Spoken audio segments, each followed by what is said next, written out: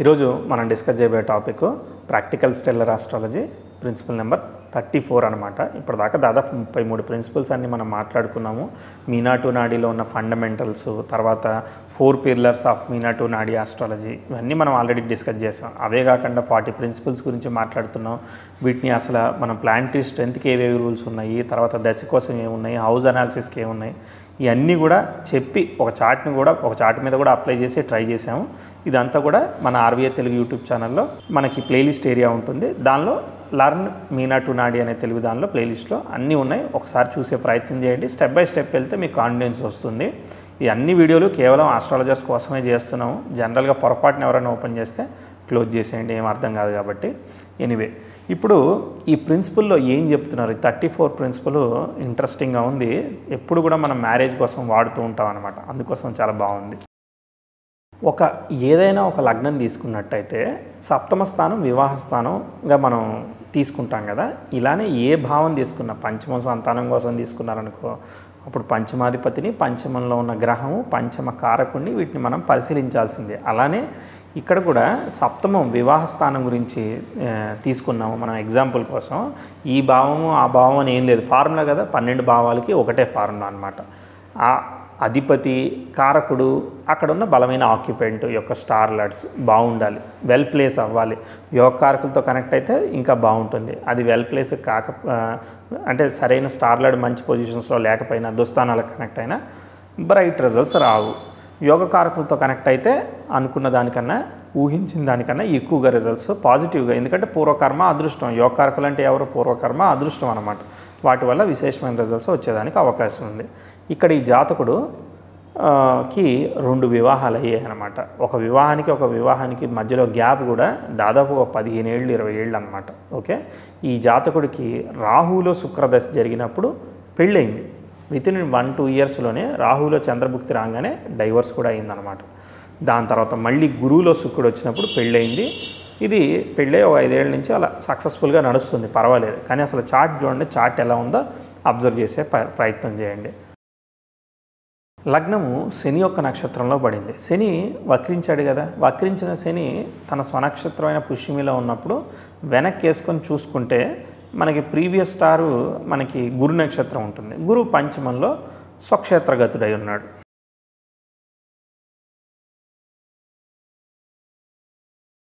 ఒకవేళ దాని స్వనక్షత్రమే తీసుకున్నా కానీ 9లో బాగానే ఉన్నట్టు, దాని రాస్యాధిపతి అయిన చంద్రుడు ఎగ్జాల్ట్ అయ్యి వృషభంలో బాగానే ఉన్నాడు. అంటే లగ్న నక్షత్రాధిపతి బాగున్నాడు. తర్వాత నెక్స్ట్ లగ్నాధిపతిని తీసుకోండి.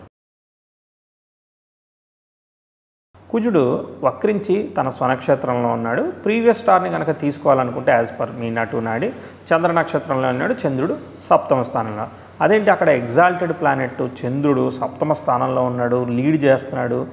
భాగ్యాధిపతి, విశేషమైన యోగకారకుడు, అందులోనూ లగ్నాధిపతితో కలిసి ఉన్నాడు. ఇంత బాగున్నాడు కదా, మరి ఎందుకు ద్వికళత్ర యోగం అంటే 2 వివాహాలు ఎందుకు జరిగాయి జాతకుడిది అనేది మనం పరిశీలిస్తే, మనం కారకుడిని అబ్జర్వ్ చేయాలని చెప్పారు. మనం కారకుడిని మర్చిపోతాం. సప్తమ స్థానాన్నో సప్తమాధిపతిని తీసుకుని మనం కారకుడిని మర్చిపోతాం. ఇక్కడ సప్తమాధిపతి, సప్తమానికి కారకుడైన శుక్రుడికి 50% మార్క్స్ వెయిటేజ్ ఉంది. సప్తమంలో ఉన్న చంద్రుడు స్వనక్షత్రంలో ఉండడం వల్ల ఆయనకు కూడా మిగిలిన వెయిటేజ్ కూడా శుక్రుడే తీసుకుంటాడు అనమాట. కాబట్టి ఈ చార్ట్లో మొత్తం అంతా లీడ్ తీసుకునేది కనిపించడానికి చంద్రుడు కనిపిస్తాడు, కానీ శుక్రుడే దాదాపు లీడ్ తీసుకుంటాడు. అది నాకు అర్థమైంది దాన్ని బట్టి.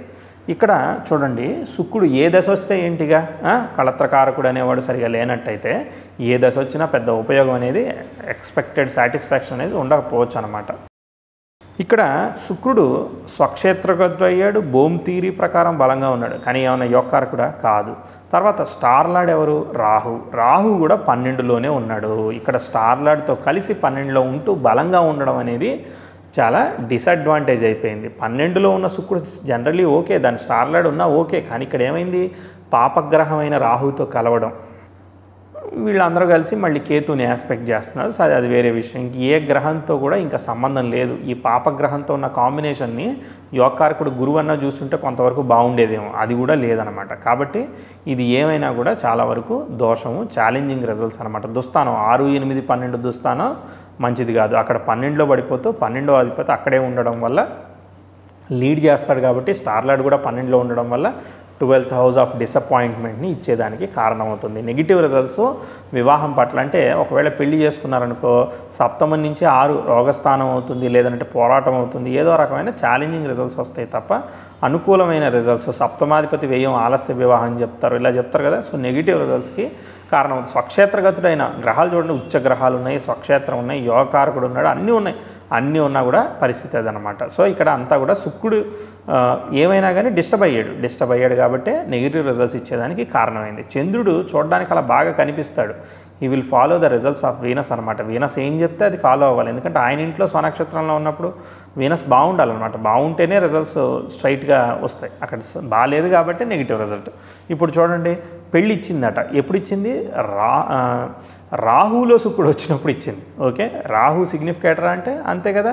రాహు కుటుంబాధిపతి నక్షత్రంలో ఉన్నాడు, యోగకారక నక్షత్రంలో ఉన్నాడు. ద్వితీయ పంచమాధిపతి అయిన గురువు పంచమంలో స్వక్షేత్రగతుడై ఉన్నాడు. మళ్ళీ గురువు స్టార్లాడు కూడా ద్వితీయంలో బలంగానే ఉన్నాడు. కాబట్టి Rahu dasha is good generally.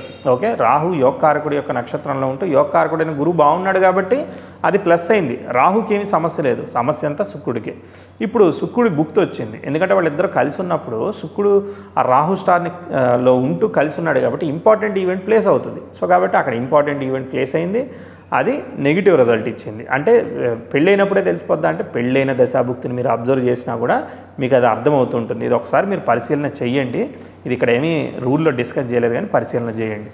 And next చంద్రభుక్తిలో divorce అయింది. చంద్రుడు యోగకారకుడు కదా, మరి అదేంటి భాగ్యాధిపతి సప్తమంలో ఉన్నాడు, మరి డైవర్స్ ఎలా ఇచ్చేసాడు అని అంటే ఎస్, ఎందుకనంటే శుక్రుడిని ఫాలో అవుతాడు. ఎందుకంటే చంద్రుడు తన స్వనక్షత్రంలో ఉన్నప్పుడు దాన్ని స్టార్ లాడ్ని చూసినప్పుడు రాశ్యాధిపతినే చూడాలి, రాశ్యాధిపతి యొక్క నక్షత్రాధిపతిని చూడాలి, అప్పుడే చంద్రుడి స్టార్ లాడ్ని మనం వెరిఫై చేసినప్పుడు.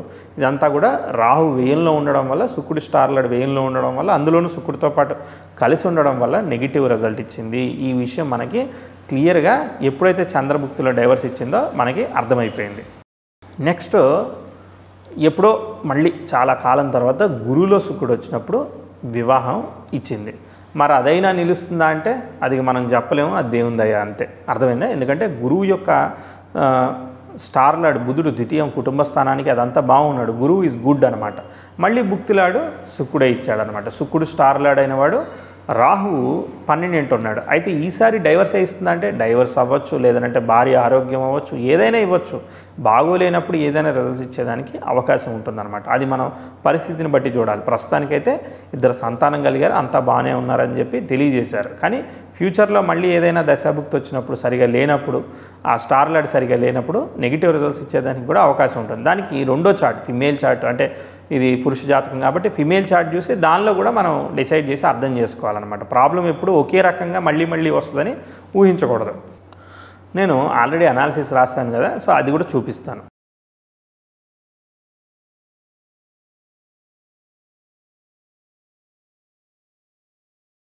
ఇక్కడ చూడండి, గుణాస్ కూడా ఎలా కోల్పోయాయో. దాదాపు 100%కి శుక్రుడి యొక్క గుణం కూడా కోల్పోయిందనమాట. 33% వచ్చింది. ఈ విధంగా ఒక చార్ట్ని అనలైజ్ చేసేటప్పుడు మనం గుణాస్ని పరిశీలించడము, తర్వాత స్టార్లాండ్ని పరిశీలించడము, దిగ్బలాన్ని పరిశీలించడము, జీవా శరీర ఆఫ్ ద ప్లానెట్స్ని పరిశీలించడం, కారకత్వాలను పరిశీలించడం, ఇవన్నీ వెరిఫై చేసుకోవాలి. ఎందుకంటే ప్లానెట్ యొక్క స్టార్లాడ్ పొజిషన్కి నేను ఎక్కువ ప్రియారిటీ అర్థం చేసుకున్నాను. దాంతోపాటు మిగిలిన రూల్స్ అన్నీ అప్లై చేస్తూ అవి కనుక కాన్ఫిడెంట్గా ఉంటే అప్పుడు ఎక్కువగా రిజల్ట్స్ పాజిటివ్గా ఇస్తాయి. యోగకారక కనెక్షన్ అనేది చాలా ఇంపార్టెంట్ అనమాట. మీనటు నాడీలో మనకి చెప్పేది ఏంటంటే శుభగ్రహం అయ్యి కేంద్ర కోణాధిపతుల్ని శుభగ్రహాలుగా తీసుకున్నారనమాట, శుభగ్రహాలని యోగకారకులుగా తీసుకున్నారనమాట. వాటిని మనం పరిశీలించి మనం అప్లై చేస్తే మనం చాలా బ్రైట్ రిజల్ట్స్ని మనం ఎంజాయ్ చేస్తున్నాను. నేనైతే మాత్రం ఈజీగా ప్రిడిక్షన్ చెప్పడానికి 2-3 గంటలలో టైం పడుతుందిలే, అది వేరే విషయం. కానీ బట్ అనలైజ్ చేయడానికి అంత టైం పట్టకుండా క్విక్గా మీరు అర్థం చేసుకుంటారు. కాన్ఫిడెంట్గా మిగిలిన తెలిసిన రూల్స్, ప్రోగ్రెషన్స్, రెట్రో రూల్స్తోనే మీరు మళ్ళీ క్రాస్ చెక్ చేసుకున్నప్పుడు అసలు ఇంతకు మించి ఇంకేముంది చెప్పడానికి, తెలుసుకోవడానికి అన్నంత కాన్ఫిడెన్స్, సెల్ఫ్ కాన్ఫిడెన్స్ మీకు ఖచ్చితంగా కలుగుతుంది, సాటిస్ఫాక్షన్ కలుగుతుంది. అండ్ ఎనీవే నెక్స్ట్ ప్రిన్సిపుల్లో మళ్ళీ మనం షార్ట్లీ కలిసే ప్రయత్నం చేద్దాము. ఈ అర్థం చేసుకునే ప్రయత్నం చేయండి. మీకు ఇలాంటి చార్టు, ఇదిగో పలానా చార్ట్లో సప్తమం బాగుంది, కళత్రకారకుడు బాగున్నాడు, అయినా కానీ వివాహం ఎందుకు కాలేదు అని అంటే అప్పుడు దశని పరిశీలించండి. దశాలాడి యొక్క స్టార్లాడ్ సిగ్నిఫికెన్స్ సప్తమానికి ఎలా అలాంటి చార్ట్లు కూడా నా దగ్గర ఉన్నాయి. సో సప్తమానికి సరిగా సిగ్నిఫికెన్స్ రాకపోవడం, దశాలాడి బాగోపోవడం వల్ల కూడా సప్తమం బాగున్నా కళత్రకారకుడు బాగున్నా దశాలాడి బాగున్నప్పుడు రిజల్ట్ ఇవ్వడు కదా. దశ ఈజ్ అబౌట్ టైం కదా. సో ఇట్లా మరి అబ్జర్వ్ చేసే ప్రయత్నం చేయండి. మీ డౌట్స్ అన్నీ కామెంట్ చేయండి. హ్యాపీనెస్ని లైక్ ద్వారా షేర్ చేయండి. మనం షార్ట్లీ ఇంకో వీడియోలో ఇంకో ప్రిన్సిపల్ చెప్తూ 40 ప్రిన్సిపల్స్ మనం ఫినిష్ చేయడమే target. Okay, thank you, bye.